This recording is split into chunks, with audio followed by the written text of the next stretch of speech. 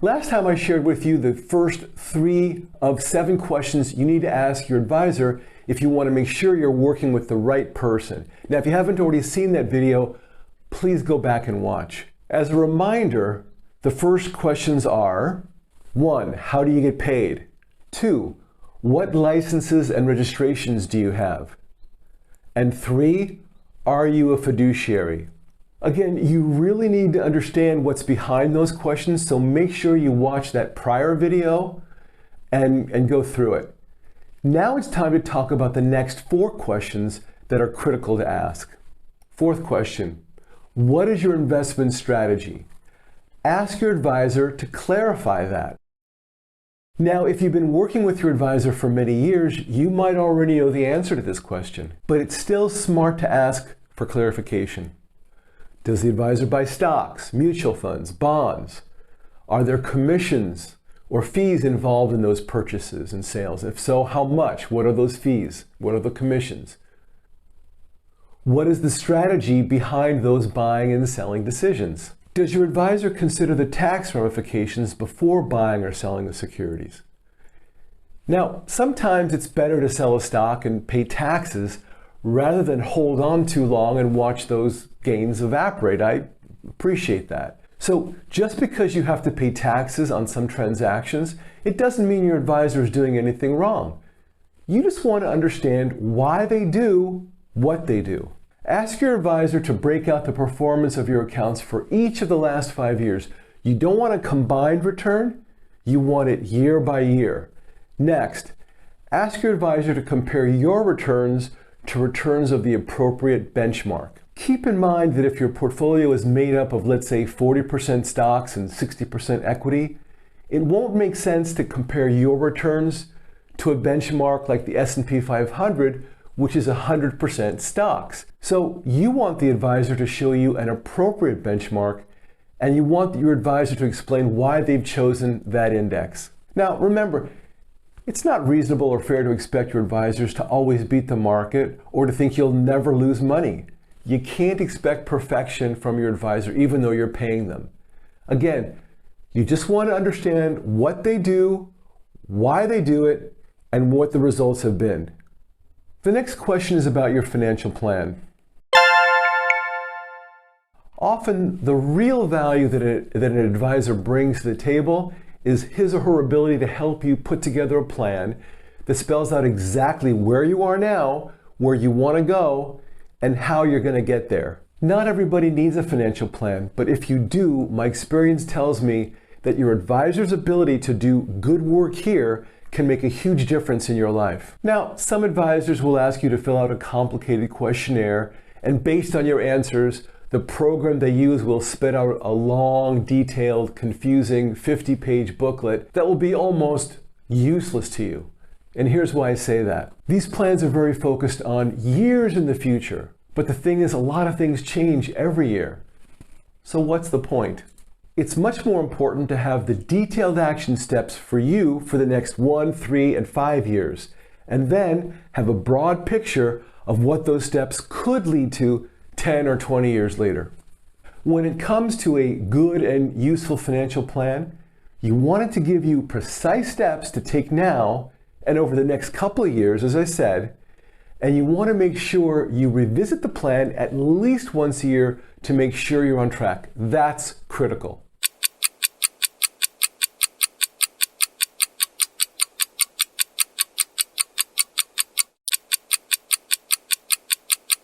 When you have a plan like that, it can be powerful.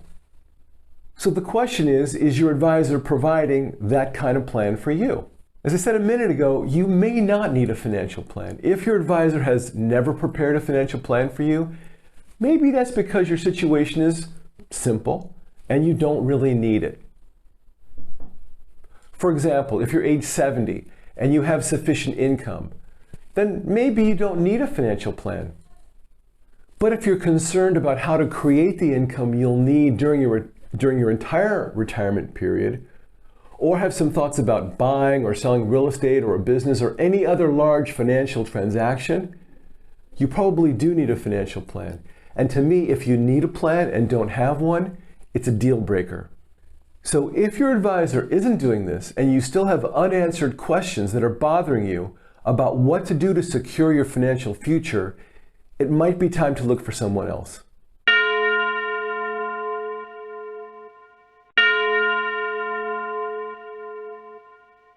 I don't really care if you're interviewing a new advisor or just meeting with your existing person.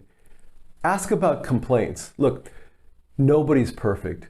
People make mistakes, including advisors. Sometimes clients make unreasonable complaints too. It happens. So just because your advisor has a complaint file, it doesn't mean you need to fire them. But having said that, you're well served by knowing the nature of the complaints, if there are any. So ask your advisor if there have been any verbal or written complaints, and ask the advisor to explain what happened. Once you get the information from your advisor, confirm that they've disclosed everything to you. Now, if your advisor has an insurance license, get the insurance license number and ask the advisor how to contact the agency that regulates insurance agents in your state. Now, please note that each state has different offices that do this. If the advisor has a securities license, get that license number and contact the Financial Industry Regulatory Authority, which is known as FINRA.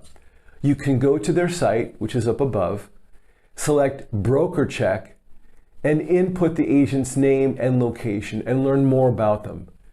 Complaints may or may not show up on that site, so call FINRA, and the number will be up on the screen as well. If the advisor is a registered investment advisor, ask them if they're registered with the state or with the SEC. Ask the advisor to give you the contact information for those respective offices. Get the advisor's registration number, which is known as the CRD number, and contact the office to ask them about any historical complaints. Look, don't skip this step. Believe it or not, I've checked on other advisors in the past, people I thought were solid. You would not believe what I found. Please check your advisor's respective regulatory agencies. If you're talking to a new or prospective advisor, this is one step you really can't afford to miss. Actually, none of the steps that we've gone through are steps you can miss, but especially this one.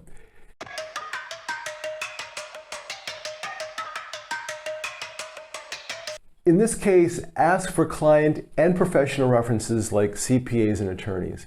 Now, your advisor is going to have to ask permission from their clients before they give you those clients' names and numbers. So you may have to wait a couple of days, but it's worth it. Be patient. You want to find out what this reference's experiences have been working with the advisor. Are they timely in responding? Are they professional, responsible? Are they trustworthy? What does that person like most and least about working with that particular advisor? Ask these and other questions to get a sense of the kind of person you'll be working with.